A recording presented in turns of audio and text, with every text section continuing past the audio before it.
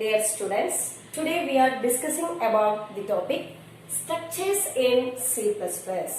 നമ്മൾ C++ലെ കുറെ അധികം കാര്യങ്ങൾ കഴിഞ്ഞ വർഷം പഠിച്ചിട്ടുണ്ടായിരുന്നു. അത് നമുക്ക് കുറച്ചൊന്ന് ഓർത്തെടുക്കാം. അല്ല, ആദ്യം നമ്മൾ പറയാണ് ഡാറ്റ ടൈപ്പിനെ കുറിച്ച് പഠിച്ചു. ഏതൊക്കെയായിരുന്നു ഡാറ്റ ടൈപ്പ്? ഇന്റ്, char,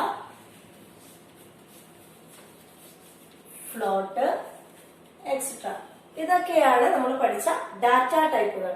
ഇനി ഇന്റ് ഡാറ്റ ടൈപ്പ് നമ്മൾ യൂസ് ചെയ്യുന്നത് ഇന്റീജർ വാല്യൂസ് എന്റർ ചെയ്യാനായിട്ടായിരുന്നു. ഇനി char ഡാറ്റ ടൈപ്പ് യൂസ് ചെയ്തിരുന്നത് എന്തെങ്കിലും നമുക്ക് ക്യാരക്ടേഴ്സ് എന്റർ ചെയ്യാനായിട്ടായിരുന്നു. അതേപോലെ ഫ്ലോട്ട് നമ്മൾ യൂസ് ചെയ്തത് ഫ്രാക്ഷണൽ വാല്യൂസ് എന്റർ ചെയ്യാനായിട്ടാണ്. അപ്പൊ നമ്മൾ ഇപ്പോൾ ഒരു എക്സാമ്പിൾ പറയാം.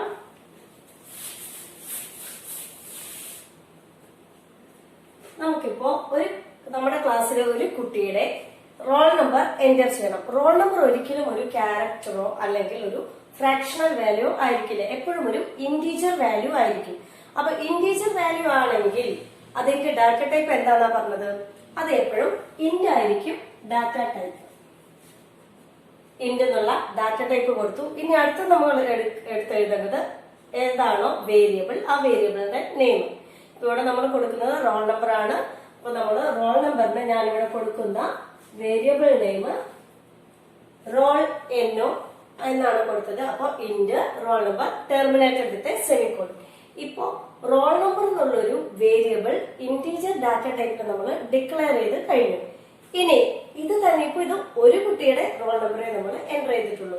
നമുക്ക് ഈ ക്ലാസ്സിലെ ഒരു 7 കുട്ടികളുടെ റോൾ നമ്പർ എന്റർ ചെയ്യണമെങ്കിൽ എല്ലാം എങ്ങനെ കൊടുക്കും? അപ്പോ int roll number 1, int roll number 2, int roll number 3, int roll number 7 വരെ ആയതുകൊണ്ട് നമുക്ക് ഒരുപക്ഷെ ആണെങ്കിൽ അങ്ങനെ എഴുതാം. ഇപ്പൊ നമുക്ക് ഒരു 50, 100 അല്ലെങ്കിൽ 1000 എത്ര കുട്ടികളുടെ വേണമെങ്കിൽ എൻറ്റർ ചെയ്യണമെങ്കിൽ അപ്പൊ int roll number 1, roll number 2, roll number 3 അങ്ങനെ എക്സെട്ര 1000 വരെ എഴുതാന്ന് വെച്ച് കഴിഞ്ഞാൽ that is not possible. So we use the concept array. നമ്മള് അറേ എന്നുള്ളത് പഠിച്ചു കഴിഞ്ഞതാണ്. അപ്പൊ എന്താണ് array? Collection of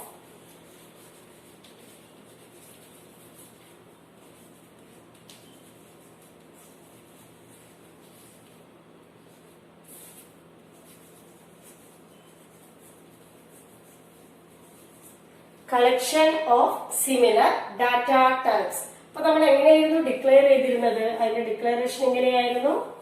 data type space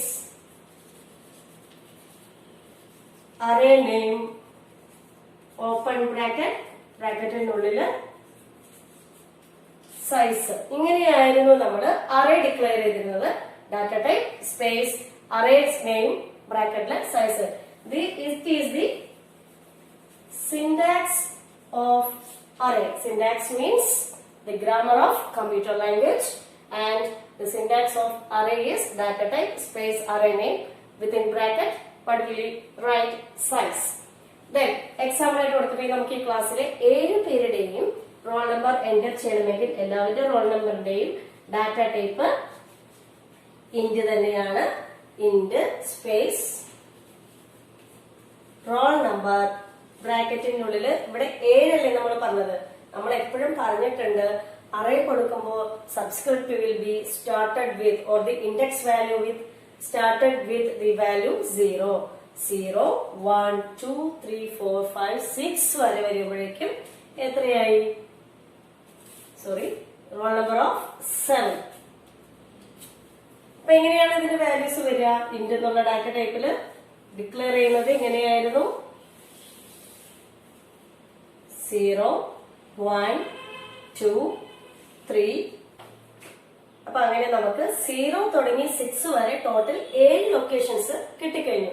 ഇങ്ങനെയായിരുന്നു നമ്മൾ അറേ ഡിക്ലെയർ ചെയ്യുന്നപ്പോ 7 കുട്ടികളുടെ നമുക്ക് റോൾ നമ്പർ നമുക്ക് എന്റർ ചെയ്യാനായിട്ട് നമ്മൾ അറേ യൂസ് ചെയ്തു. ഇനി ഒരു സ്റ്റുഡന്റിന്റെ ഡീറ്റെയിൽ എടുക്കുമ്പോൾ ആ കുട്ടിക്ക് റോൾ നമ്പർ മാത്രമല്ല ഉള്ളത്, നമുക്ക് എന്തൊക്കെ എന്റർ ചെയ്യണം?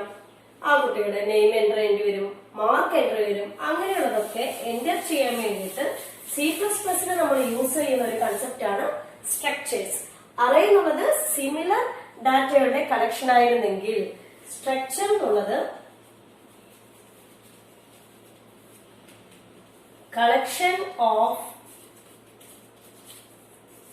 different type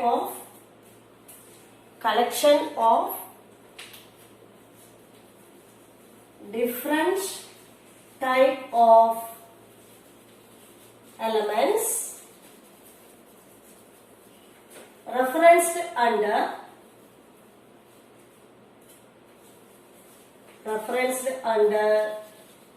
a common name. Referenced under a common name. Array എന്നുള്ളത് collection of similar data ആണെങ്കിൽ structure എന്നുള്ളത് collection of different data types ആണ്. അപ്പൊ നമുക്ക് അതിന്റെ സിന്റാക്സ് ഒന്ന് നോക്കാം.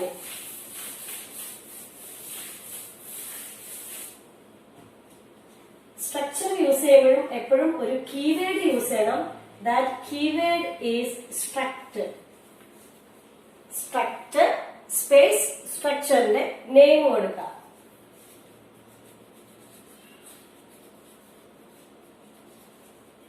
Structure space structure name, open the curly braces, then return data type space variable name. Data type 1 കൊടുത്തു, variable name 1 കൊടുക്കുക. Then data type 2,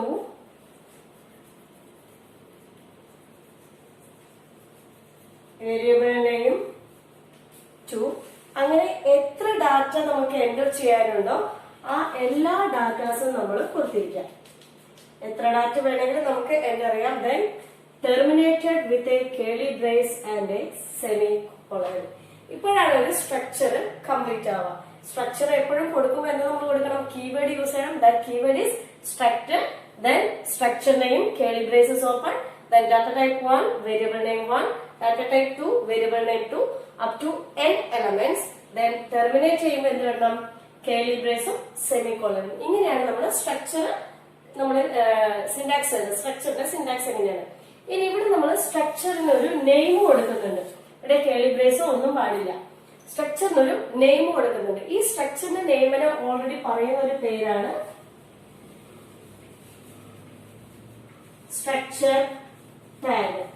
That is, structure tag is known as structure name. ഇനി നമുക്ക് ഇതിനൊരു example ആയിട്ട് കൊടുക്കുകയാണെങ്കിൽ നമുക്ക് ഒരു സ്റ്റുഡന്റിന്റെ detail തന്നെ നമുക്ക് എൻ്റർ ചെയ്യാനായിട്ട് പോവാം. ആദ്യം നമ്മൾ കൊടുത്തു the keyword structure. structure space structure name. ഇവിടെ ഞാൻ കൊടുക്കുന്ന സ്ട്രക്ചറിന്റെ നെയിം സ്റ്റുഡന്റ് എന്നാണ്. structure space student, then curly braces open. then ഏതൊക്കെ ഡീറ്റെയിൽസ് എൻ്റർ ചെയ്യണം നോക്കാം. സ്റ്റുഡന്റിന് എന്തായാലും ഒരു റോൾ നമ്പർ ഉണ്ടാവും. സോ അപ്പം കൊടുക്കാണ് ഇന്റ് റോൾ നമ്പർ. നെക്സ്റ്റ് സ്റ്റുഡന്റിന്റെ നെയിം എന്നുള്ളത് ഏത് ഡാറ്റ ടൈപ്പിലാണ് വരിക? നെയിം എന്നുള്ളത് കളക്ഷൻ ഓഫ് ക്യാരക്ടർ ആണ്. So the data type is char space name. Name എപ്പോഴും അറേയിൽ കൊടുക്കണം. കാരണം എന്താണ്? ഒരാളുടെ നെയിം എന്നോ ബിന്നോ അങ്ങനെ ആയിരിക്കില്ല, ഒന്നിലധികം ക്യാരക്ടേഴ്സ് ഉണ്ട്. So declare an array with size 15 semicolon. then mark enter ചെയ്യണം. മാർക്ക് ഇന്റീജർ ആവാം, ഫ്ലോട്ട് ആവാം. ഇവിടെ നമുക്ക് ഫ്ലോട്ട് എന്നുള്ളൊരു ഡാറ്റ ടൈപ്പ് കൊടുക്കാം. മേ ബി ഫ്രാക്ഷണൽ വാല്യൂസ് വന്നു കഴിഞ്ഞാൽ നമുക്ക് അതിനൊരു ഡാറ്റ ടൈപ്പ് ഫ്ലോട്ട് എന്ന് കൊടുത്തു. Float space mark semicolon. നമ്മളിപ്പോ ഇനി ഡീറ്റെയിൽസ് ഒന്നുമില്ല. ഇപ്പൊ ഇത്രയും കാര്യങ്ങൾ നമ്മൾ ഒരു സ്ട്രക്ചറിലേക്ക് എൻ്റർ ചെയ്യുന്നുള്ളൂ. ഒരു സ്റ്റുഡന്റ് എന്നുള്ള സ്ട്രക്ചറിലേക്ക് റോൾ നമ്പർ എൻ്റർ ചെയ്തു, നെയിം എൻ്റർ ചെയ്തു, മാർക്ക് എൻ്റർ ചെയ്തു. ദെൻ എന്ത് വേണം? കേളി ബ്രേസ് ഇടാം. ദെൻ ടെർമിനേറ്റ് ചെയ്യുമ്പോൾ സെമികോളൻ. ഇപ്പൊ ഒരു സ്ട്രക്ചർ കംപ്ലീറ്റ് ആയി. അപ്പൊ സ്ട്രക്ചർ സ്റ്റുഡന്റ് കേളി ബ്രേസസ് ഓപ്പൺ. ഏതൊക്കെ ഡീറ്റെയിൽസ് എൻ്റർ ചെയ്യണോ കറസ്പോണ്ടിങ് ഡാറ്റ ടൈപ്പ് ചെയ്ത സ്ട്രക്ചർ എന്നിട്ട് ക്ലോസ് ചെയ്യാം. ഇപ്പൊ നമുക്ക് സ്ട്രക്ചറിന്റെ ഡെഫിനിഷൻ കഴിഞ്ഞു. ഒന്നുകൂടെ പറയാണ്.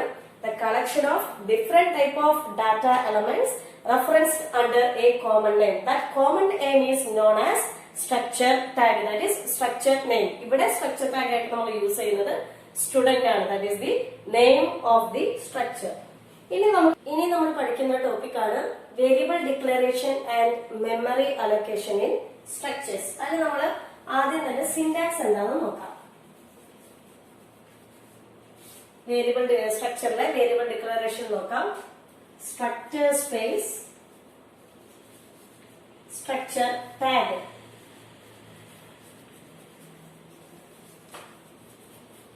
സ്പേസ് വേരിയബിൾ 1, വേരിയബിൾ 2, അങ്ങനെ എത്ര വേരിയബിൾസ് നമുക്ക് എൻ്റർ ചെയ്യണോ എല്ലാ വേരിയബിൾസും എൻ്റർ ചെയ്യുക. ടെർമിനേറ്റ് ചെയ്യുമ്പോൾ സെമികോളൻ. ഇത് അല്ലെങ്കിൽ വേറൊരു മെത്തേഡ് ആണ്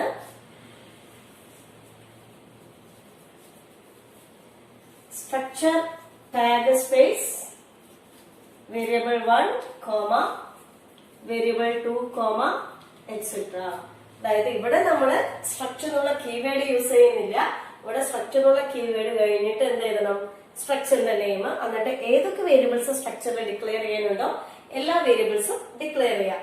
അതല്ലെങ്കിൽ ഡയറക്റ്റ് ആയിട്ട് നമുക്ക് എന്ത് കൊടുക്കാം? സ്ട്രക്ചർ ടാഗ് കൊടുത്തിട്ട് വേരിയബിൾ 1, വേരിയബിൾ 2 അങ്ങനെ എത്ര വേരിയബിൾസ് ഉണ്ടോ അതെല്ലാം ഡിക്ലെയർ ചെയ്യാം. ഇനി മെമ്മറി അലൊക്കേഷൻ നമുക്ക് ചെയ്യുന്നതിന് മുമ്പായിട്ട് അടുത്തൊരു എക്സാമ്പിൾ എഴുതാണ്. Structure space date. ഞാനിവിടെ ഡേറ്റ് എന്നുള്ളൊരു പുതിയ സ്ട്രക്ചർ ക്രിയേറ്റ് ചെയ്യാണ്. Structure space date bracket open, that is curly brace open. ആദ്യം തന്നെ int date, int day, semicolon. Then നമുക്ക് എൻ്റർ ചെയ്യേണ്ടത് മന്ത് ആണ്. മന്ത് എന്നുള്ളത് എപ്പോഴും ഏതിൽ എഴുതാം? നമ്മൾ ഇവിടെ എഴുതാം ക്യാരക്ടർ ഡാറ്റ ടൈപ്പ് യൂസ് ചെയ്തു.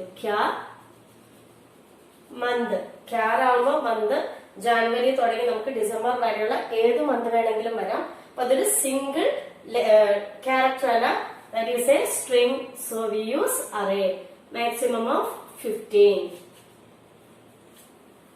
ദെൻ അടുത്തത് എന്താ വരിക? ഇയർ എപ്പോഴും എന്ത് തന്നെയാണ്? ഇന്റീജർ തന്നെയാണ്. Int y. ടെർമിനേറ്റ് ചെയ്യുമ്പോൾ സെമികോളൻ കമ്പൽസറി ആണ്, because it is A date is A structure variable. അപ്പൊ ഇങ്ങനെയാണ് നമ്മൾ ഒരു ഡേറ്റ് എന്നുള്ളൊരു സ്ട്രക്ചർ ക്രിയേറ്റ് ചെയ്യുക. ഇനി ഈ ഡേറ്റ് എന്നുള്ള സ്ട്രക്ചർ ക്രിയേറ്റ് ചെയ്യുമ്പോൾ നമ്മൾ എങ്ങനെയാണത് മെമ്മറിയിൽ അലോക്കേറ്റ് ചെയ്യാന്നുള്ളതാണ് അടുത്ത് നമ്മൾ പഠിക്കുന്നത്. അപ്പൊ മെമ്മറി അലോക്കേറ്റ് ചെയ്യുന്നത് എങ്ങനെയാണ് നമ്മൾ എഴുതാറ്? Depending upon the size of the data type. എല്ലാവർക്കും ഡാറ്റ ടൈപ്പിന്റെ സൈസ് ഓർമ്മയുണ്ടാവും വിചാരിക്കണം. എന്നാലൊന്നും കൂടെ നമുക്കത് റിപ്പീറ്റ് ചെയ്യാം. Int data type occupies 4 bytes of memory and char data type occupies 1 byte of memory. ഇൻറ്റും ക്യാറും പോലെ നമ്മൾ ഇനിയും കുറച്ച് ഡാറ്റ ടൈപ്പുകൾ പഠിച്ചിട്ടുണ്ട്. അതാണ് ഒന്ന് ഫ്ലോട്ട് ഡാറ്റ ടൈപ്പിന് 4 bytes ഓഫ് മെമ്മറി ആണ് വേണ്ടത്. അതേപോലെ ഇനിയുള്ള ഒന്നാണ് ഷോർട്ട് ഇന്റ് നമ്മൾ യൂസ് ചെയ്യുന്നത് to enter smaller integer values and it occupies 2 bytes of memory. And next one is double data type. Double data type എന്തിനു യൂസ് എന്ന് വെച്ചാൽ നമുക്ക് ഫ്ലോട്ട്, അതായത് വലിയ ഫ്രാക്ഷണൽ വാല്യൂസ് എൻ്റർ ചെയ്യാനായിട്ടാണ് ഡബിൾ ഡാറ്റ ടൈപ്പ്. അതായത് ഡെസിമൽ പോയിന്റിന് ശേഷവും ഒരു 5 or 6 ഡിജിറ്റ് എൻ്റർ ചെയ്യേണ്ടി വന്നാൽ അവിടെയാണ് നമ്മൾ ഡബിൾ ഡാറ്റ ടൈപ്പ് യൂസ് ചെയ്യുക. And it needs 8 bytes of memory. ഇത്രയാണ് നമ്മൾ പഠിക്കുന്ന ഡാറ്റ ടൈപ്പുകളും അതിന്റെ മെമ്മറി എത്രയാണോ വേണ്ടത് അതും. ഇനി നമുക്ക് ഡേറ്റ് എന്നുള്ള സ്ട്രക്ചർ എങ്ങനെയാണ് മെമ്മറിയിൽ അലോക്കേറ്റ് ചെയ്യാന്ന് നോക്കാം. ഇപ്പോ ഡേറ്റിൽ നമ്മൾ കൊടുത്തിട്ടുള്ളത് DD, MM and YY. DD has the data type int and MM has the data type char, YY has the data type int. ഇവിടെ നമ്മൾ ഒരു കാര്യം ചെയ്യാം. ഈ MM-ന്റെ ഡാറ്റ ടൈപ്പ് ഞാൻ കുറച്ച് ഒരു 10 ആക്കി, അറേ സൈസ് കുറച്ച് 10 ആക്കി കൊടുത്തു. ഇനി അത് നമുക്ക് നോക്കാം. ആദ്യം തന്നെ കൊടുക്കുമ്പോൾ അറേ പോലെ തന്നെയാണ് നമ്മൾ സ്ട്രക്ചറും കൊടുക്കുക. ആദ്യം DDക്ക് കൊടുക്കാം. DD എന്നുള്ളത് ഡാറ്റ ടൈപ്പ് ഇന്റ് ആണ്. ഇന്റിന് നമുക്ക് വേണ്ടത് 4 ബൈറ്റ്സ് ഓഫ് മെമ്മറി ആണ്. So 1, 2, 3 and 4. 4 bytes of memory is needed for the data type int. That is, DD is a variable in a date data structure and it has a data type int. Then next is എന്നുള്ളതിന്റെ data type എന്താണ്? char ആണ്. പക്ഷെ charന് എത്ര byte മതി? 1 byte മതി. 1 byte. പക്ഷെ എത്ര size ആണ് അതിന്റെ? 10 ആണ് size. So we need 10 locations. 1, 2, 3, 4, 5, 6, 7, 8, 9 and 10. അപ്പോൾ ഇത്രയും വരും. ആദ്യത്തെ ഇത്രയും ലൊക്കേഷൻ DD തന്നെ എടുക്കും. Then 0, 1, 2, 3, 4, 5, 6, 7, 8, 9, 10. ഇത്രയും ലൊക്കേഷൻ തന്നെ ഏതിനു വേണ്ടി വരും? നമുക്ക് എന്നുള്ള വേരിയബിളിന് വേണ്ടി വരും. Next is YY and it has the data type integer, so it need only 4 bytes of memory. ഇങ്ങനെയാണ് നമ്മൾ സ്ട്രക്ചറിലെ വേരിയബിൾസിനെ മെമ്മറിയിൽ അലോക്കേറ്റ് ചെയ്യാം. ഒന്നുകൂടെ പറയാം. Here the data structure is date and it has the variables DD, YY. DD has the data type int, has the data type char and YY has int data type. DD variable occupies in the int and it has 4 bytes of memory. 1, 2, 3, 4 and has the size 10 with the char data type. Char has only 1 byte but it has 10 locations. So 10 into 1, 10 locations. 1, 2, 3, 4, 5, 6, 7, 8, 9 and 10. And again YY has the data type int and it also 4 bytes of memory. ഇങ്ങനെയാണ് നമ്മൾ structure declare മെമ്മറിയിൽ allocate ചെയ്യാം. അപ്പൊ students, ഇന്ന് നമ്മൾ പഠിച്ച ടോപ്പിക്കുകൾ ഏതൊക്കെയായിരുന്നു? ആദ്യം നമ്മൾ പഠിച്ചു സ്ട്രക്ചർ എന്നുള്ളത്. സ്ട്രക്ചർ എന്താണ്? Collection of different type of data elements referenced under A common name. അപ്പോൾ സ്ട്രക്ചർ യൂസ് ചെയ്യുമ്പോൾ നമ്മൾ ഒരു കാര്യം കൂടെ ശ്രദ്ധിക്കുക. കീവേഡ് കമ്പൽസറി ഇൻ സ്ട്രക്ട് എന്നുള്ള കീവേഡ് യൂസ് ചെയ്യണം. സ്ട്രക്ചറിന്റെ നെയിമിന് നമ്മൾ പറയുന്ന വേറൊരു പേരാണ് സ്ട്രക്ചർ ടാഗ്. ഇത്രയും കാര്യങ്ങൾ ശ്രദ്ധിക്കുക. പിന്നെ സ്ട്രക്ചർ എഴുതി അതിന്റെ ഡെഫിനേഷൻ നമ്മൾ എഴുതി, സിന്റാക്സ് എഴുതി. സിന്റാക്സ് ക്ലോസ് ചെയ്യുമ്പോൾ എപ്പോഴും സെമിക്കോളം വെച്ചിട്ട് വേണം ടെർമിനേറ്റ് ചെയ്യാൻ. പിന്നെ നമ്മൾ പഠിച്ചത് എങ്ങനെയാണ് മെമ്മറിയിൽ വേരിയബിൾസ് അലോക്കേറ്റ് ചെയ്യാനാണ് അടുത്തതായിട്ട് പഠിച്ചത്. അതിനോടൊപ്പം തന്നെ നമ്മൾ പഠിച്ചു വേരിയബിൾസ് നമ്മൾ കൊടുക്കാനും നമ്മൾ എങ്ങനെയാണ് ഡിക്ലെയർ ചെയ്യാന്നുള്ളത് പഠിച്ചു കഴിഞ്ഞു. മെമ്മറി അലോക്കേറ്റ് ചെയ്യുമ്പോൾ നമ്മൾ ശ്രദ്ധിക്കേണ്ട ഒരു കാര്യം, എങ്ങനെയാണോ ഡാറ്റ ടൈപ്പ് കൊടുത്തിട്ടുള്ളത് അതിന്റെ കറസ്പോണ്ടിങ് ബൈറ്റ്സ് വെച്ചിട്ട് വേണം നമ്മൾ മെമ്മറി അലോക്കേറ്റ് ചെയ്യാൻ. ഇന്റ് ആണെങ്കിൽ, അതായത് ലോങ് ഇന്റ് ആണെങ്കിൽ 4 ബൈറ്റ്സ് കൊടുക്കുക. ക്യാരക്ടർ ആണെങ്കിൽ 1 ബൈറ്റ്. അതേപോലെ ഫ്ലോട്ട് ആണെങ്കിൽ 4 ബൈറ്റ്സ് വെച്ചിട്ട് വേണം നമ്മൾ മെമ്മറി അലോക്കേറ്റ് ചെയ്യാനായിട്ട്. അപ്പൊ ഇത്രയും കാര്യങ്ങൾ നിങ്ങൾ പഠിച്ചു കഴിഞ്ഞിട്ടുണ്ടാവുമെന്ന് വിചാരിക്കണം. ഇനി നമുക്ക് വേറൊരു ക്ലാസ്സിൽ കാണാം. Thank you students.